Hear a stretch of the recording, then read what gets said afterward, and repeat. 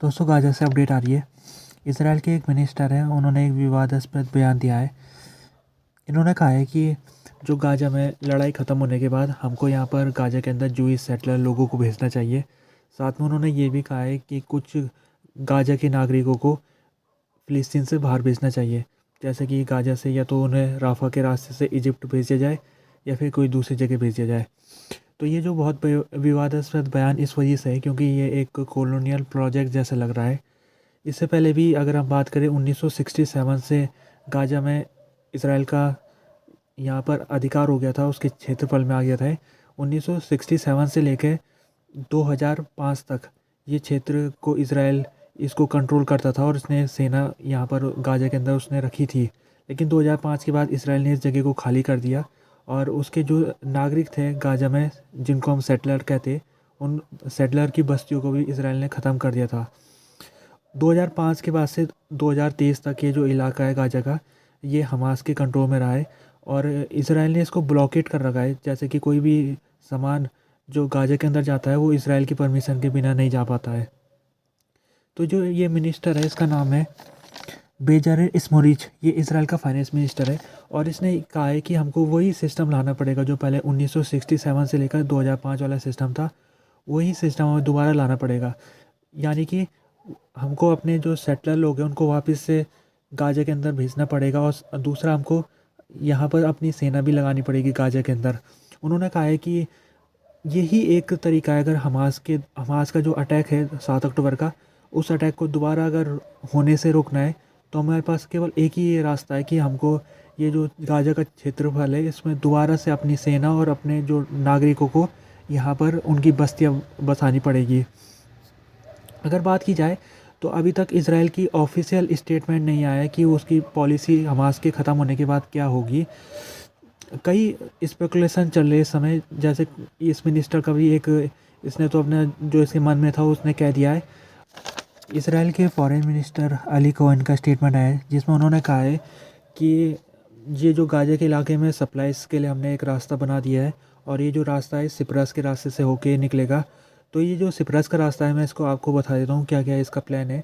ये प्लान के तहत इसराइल के ऊपर जैसे कुछ दिनों से प्रेशर बन रहा था कि उसको ये जो गाज़ा का इलाके है उसमें जो सप्लाईज़ लोगों तक जो पहुँच रही है वो नाकाफ़ी है, लोगों को पूरा नहीं हो पा रही है सप्लाईज़।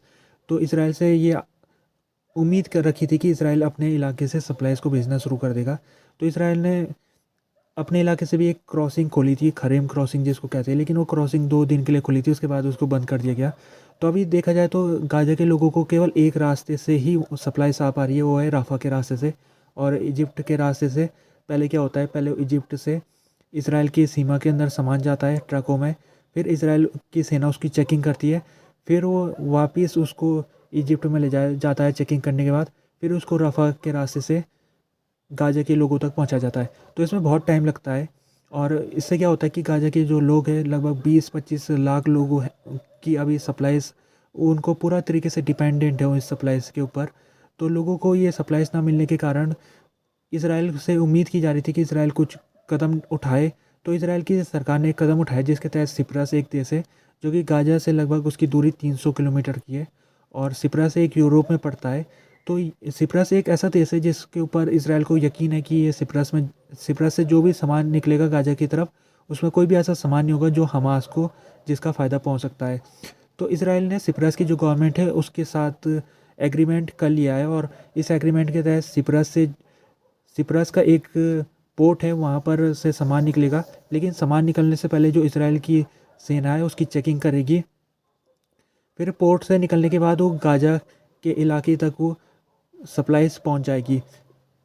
और अगर बात की जाए तो ये जो गाज़ा का इलाका है यहाँ पर डीप सी पोर्ट नहीं है, तो इस वजह से इंफ्रास्ट्रक्चर ना होने के कारण जो ब्रिटेन है और फ्रांस है उसने अपनी बोटों को लगा दिया है यहाँ पर और उन्होंने कहा कि हम मदद करने के लिए तैयार है। तो ये जो सप्लाईज है ये फ्रांस या ब्रिटेन या दूसरे जो यूरोपियन देश हैं उनकी सिपों से ये सप्लाईज गाज़ा में पहुँचेगी। और जहाँ तक बात की जाए कि ये पहली बार है 2007 के बाद, ये पहली बार हो रहा है जब जो गाज़ा में जो सप्लाईज आ रही है वो किसी बाहर देश से आ रही है। इससे पहले 2007 से 2023 तक जो गाज़ा में सप्लाईज़ आ रही थी वो तो या तो इज़राइल से आ रही थी या तो इजिप्ट से आ रही थी, राफ़ा क्रॉसिंग से। तो ये दोनों देश, इजिप्ट और इसराइल, दोनों ने मिलके जो गाज़ा का ब्लॉकेड कर रखा था 2007 के बाद से, तो ये जो ब्लॉकेड है अब ऐसा लग रहा है कि ये जो सप्लाईज़ सिप्रस से आ रही है तो ब्लॉकेड वो ख़त्म हो चुका है। हालाँकि कुछ ही देर के लिए ख़त्म हुआ है, उसके बाद इज़राइल ने फिर से ब्लॉकेड लगा देना है। लेकिन जब तक भी सिप्रस से सप्लाईज़ आएगी तो ये जो सप्लाईज़ है इससे उम्मीद की जा रही है कि इससे लोगों को काफ़ी सप्लाईज़ पहुँचेगी, उनके जिनको ज़रूरतमंद लोग हैं उनको सप्लाईज़ पहुँच सकेगी। इसराइल के जो फॉरेन मिनिस्टर है उन्होंने एक और स्टेटमेंट दिया है। उन्होंने कहा है कि जो अक्टूबर 7 का जो हमारे ऊपर अटैक हुआ था, हम मानते हैं कि सरकार से गलती हुई है और सरकार की जो जिम्मेदारी थी लोगों को सुरक्षित करने की, उसमें वो सरकार फेल हो गई है। इसके अलावा उन्होंने ये भी कहा है कि जब ये लड़ाई ख़त्म हो जाएगी उसके बाद हम एक कमीशन बिठाएंगे और कमीशन ये पूरी जांच करेगा कि कहाँ पर गलती हुई और कौन कौन लोग जिम्मेदार है। तो हम ये सब का हिसाब किताब हम करेंगे इसको। और साथ में ये जो अली कोहेन है इस समय फॉरेन मिनिस्टर है, उन्होंने उनका अगर हम कार्यकाल देखें तो उनके कार्यकाल में पिछले कुछ सालों में इसराइल ने अरब देशों के साथ संबंधों को नॉर्मलाइजेशन करना शुरू कर दिया था। तो अली कोहेन ने अब इस्तीफ़ा दे दिया है, आज ही के दिन उनका इस्तीफ़ा आ गया है। अली कोहेन के जगह अब दूसरे फॉरेन मिनिस्टर बन चुके हैं, उनका नाम है इसराइल कैच, ये इनका नाम है और ये अब इसराइल के नए फॉरेन मिनिस्टर है। जबकि जो अली कोहेन है उनको दूसरी मिनिस्ट्री मिलेगी है, वो अब एनर्जी मिनिस्टर बन चुके हैं इसराइल के। तो ये जो अभी कैबिनेट थी उसका रीसफल हुआ था, जिसके कारण जो कैबिनेट पोजीशन बदल दी गई है। अभी एक बहुत महत्वपूर्ण खबर आ रही है यमन के इलाके से। यमन का इलाका जो रेड सी से निकलता है, वहाँ पर जिस तरह से जो हाउती है वो अटैक कर रहे हैं रेड सी के जितने कॉमर्शियल शिप निकल रहे हैं वहाँ से। तो एक आज के दिन में पता लगा है कि 2 मिसाइल हाउती की तरफ से फायर हुई थी इस इलाके में, रेड सी के इलाके में, जिसको अमेरिका ने इंटरसेप्ट करके उसको ख़त्म कर दिया है।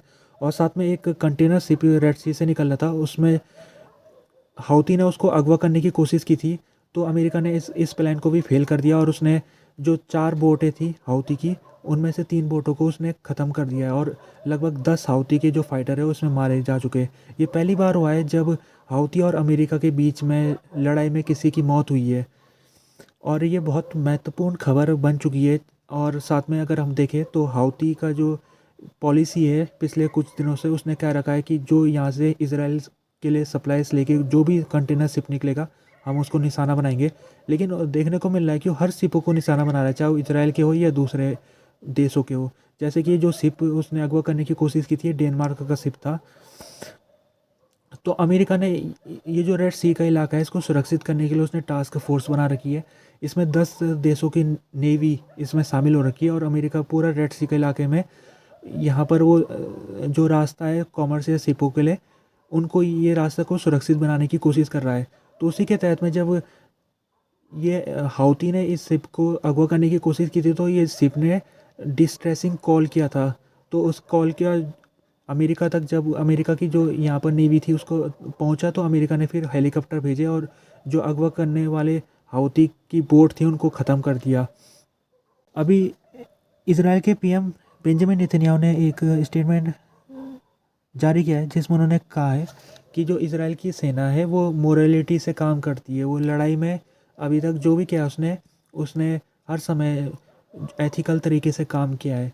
पिछले फ्राइडे के दिन में जो साउथ अफ्रीका है उसने इसराइल की कंप्लेन की थी इंटरनेशनल कोर्ट ऑफ जस्टिस में और इसराइल के ऊपर जेनोसाइड का आरोप लगाया था साउथ अफ्रीका ने, और कहा था कि इसराइल की जो सेना है वो सिविलियन लोगों को निशाना बना रही है, उनकी हत्या हो रही है सिविलियन लोगों की। इसराइल सेना जिस तरह से बर्बरता वाले हमले कर रही है यहाँ पर, और साथ में ये जो जेनोसाइड का केस फाइल किया है साउथ अफ्रीका ने, तो उसी को काउंटर करने के लिए नेतन्याहू का स्टेटमेंट आज के दिन आया और उन्होंने कहा है कि जेनोसाइड हम नहीं कर रहे, जेनोसाइड हमास ने किया था 7 अक्टूबर के दिन। उसने किसी व्यक्ति को, चाहे वो सिविलियन हो या मिलिट्री का हो, कोई भी व्यक्ति को उसने अंधाधुंध तरीके से फायरिंग की थी लोगों के, चाहे वो बच्चे थे, बूढ़े थे, महिलाएं थी, सबको निशाना बनाया हमास ने। तो हमास है जो जेनोसाइड करना चाहता है और हमास हम सबको ख़त्म करना चाहता है। उसने अपने कॉन्स्टिट्यूशन में कह भी रखा है इसराइल को फिनिश करना है। तो नेतन्याहू कह रहे हैं कि जेनोसाइड जो कर रहा है इस समय वो कर रहा है हमास, जबकि उन्होंने अपनी सेना का बचाव किया है। इसराइल डिफेंस फोर्सेस का नेतन्याहू ने बचाव किया है और कहा है कि हम हर संभव कोशिश कर रहे हैं कि सिविलियन लोगों को कोई नुकसान ना पहुंचे इस लड़ाई में। तो लगता है कि जो नेतन्याहू का स्टेटमेंट आया वो साउथ अफ्रीका का जो केस है उसने फाइल कर रखा है, उसी के रिस्पॉन्स में ये नेतन्याहू ने स्टेटमेंट दिया है। और उन्होंने साउथ अफ्रीका को डायरेक्ट उन्होंने एड्रेस किया और कहा है, साउथ अफ्रीका गवर्नमेंट को उन्होंने एड्रेस किया और कहा है कि हम नहीं है जो जेनोसाइड कर रहे हैं बल्कि हमास कर रहा है जेनोसाइड। बेंजामिन नेतन्याहू ने इसके अलावा ये भी कहा है कि जो ये गाजा में जो लड़ाई है वो काफ़ी लंबी चल सकती है और काफ़ी महीने इसको और लग सकते हैं। उन्होंने कहा है कि जो हमारा यहाँ पर गोल है हमास को ख़त्म करना, वो जब तक हम कंप्लीट नहीं करेंगे उसको तब तक ये लड़ाई को हम ख़त्म नहीं करने वाले। इसके अलावा उन्होंने ये भी कहा है कि हमको गारंटी करनी है कि ये जो हमला 7 अक्टूबर के दिन हुआ है ये दोबारा से कहीं हमारे देश में ना हो जाए, इसकी हमको गारंटी करनी है। और जब तक हम गारंटी नहीं करेंगे तब तक हम ये लड़ाई को कंटिन्यू रखेंगे। जैसे पिछले कुछ दिनों से खबरें चली थी, इजिप्ट से भी एक प्रस्ताव आया था जिसमें लड़ाई को बंद कराने की बात की गई थी। तो लगता है कि नेतन्याहू उस प्रस्ताव को नहीं मानने वाले और अमेरिका भी दबाव बना रहा है। हालांकि वो सीज़ फायर का दबाव नहीं बना रहा है, लेकिन अमेरिका की सरकार का कहना है कि यहाँ पर सिविलियन लोगों को नुकसान नहीं पहुँचना चाहिए गाजा के अंदर। लेकिन जैसे कि मैंने अभी आपको थोड़ी देर पहले बताया कि आज ही के दिन 70 लोगों की मौत हो गई है एयर स्ट्राइक में। तो सिविलियन लोगों को तो नुकसान पहुंच ही रहा है। खासतौर में जो डिस्प्लेस हो रहे हैं सेंटर गाजा से, लगभग 1 लाख लोग रफ़ा के इलाके में चले गए। तो लगभग 85% पॉपुलेशन जो गाजा की थी लड़ाई शुरू होने से पहले, उन अपने घरों को छोड़ने में उन्हें मजबूर होना पड़ा 85% लोगों को। यानी कि 25 लाख की आबादी है गाजा की, तो 25 लाख में से 20 लाख लोगों को अपने घरों को छोड़ने में मजबूर होना पड़ा अभी तक। और सब लोग जो छोड़ने में मजबूर हुए तो उनको जिस इलाके में अभी वो रह रहे तो बहुत ही ज़्यादा वो डेंसली पॉपुलेटेड बन चुका है। जैसे रफ़ा का इलाके में इस समय 10 लाख की आबादी पहुंच चुकी है। वो छोटा सा इलाका है रफ़ा का, 10 लाख की आबादी वहाँ पर है। तो लोगों के लिए रहने का भी बंदोबस्त नहीं हो पा रहा है, सप्लाईज़ भी नहीं मिल पा रही है। तो सिविलियन लोगों को नुकसान अभी झेलना पड़ रहा है। और जैसे कि नेतन्याहू ने कहा है कि लड़ाई लंबी चल सकती है, तो मतलब इसराइल की जो सरकार है उसने तय कर लिया है कि वो प्रेशर नहीं मानेगी किसी का भी, चाहे वो अमेरिका ही क्यों ना हो।